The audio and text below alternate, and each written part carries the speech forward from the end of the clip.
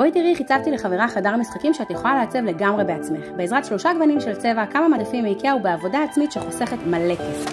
קודם כל סרטטתי על הקירות את הצורות שאני אוהבת לקרוא להן בלובס, כי הן פשוט לא מוגדרות ולא צריך לדייק איתן. מדדתי לראות שפחות או יותר הגבהים שקיבלתי זה מה שרציתי בחלל. התחלתי לצבוע שכבה אחת של יסוד שקוף לקירות כדי לקבל תשתית קיר יותר חזקה לצבע שהולך להגיע.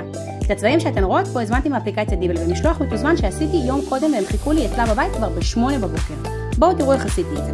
נכנסתי לאפליקציית דיבל ובחרתי את הצבעים שאני רוצה. אני לקחתי פוליאור של תמבור על בסיס מים. עשיתי משלוח מתוזמן לכתובת שלה ובהערות אני כותבת את מספרי הגוונים שאני רוצה להזמין ומאשרת את המשלוח שלי. והוא מחכה לי כבר על הבוקר בבית.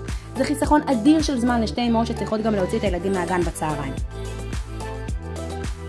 אחרי שהיסוד התייבש עשיתי 2 שכבות של צבע לכל אחד מהבלובס שלי. והופ, הנה זה נצבע. באמת שזאת עבודה כזאת מהירה. על הדרך קבלו טיפ איך לקדוח בקירות שלכם בלי ללכלך את החדר. שימו שקית אוכל עם חתיכת מסקינג טייפ ותראו איך כל האבק נאסף לתוך השקית. אל תשכחו להחליש את הדבק של המכנס לפני ההדבקה כדי שלא יתלוש לכם את הצבע הקיים. תלינו את המתקן כוסות של איקאה ליד שולחן הציור של הילדים ותלינו לנו מדף דקורטיבי לאקססוריז. וזה הזמן לציין שכל זה קורה בתוך חדר ממ"ד, וזה לכל מי שחושב שבממ"ד אי אפשר לתלות כלום. והחדר שלנו מוכן. באמת שלא נדרשה פה כל כך הרבה עבודה. אם נהניתם, שתפו ועקבו אחריי לעוד מדריכים שווים מעולם האנדי וומן.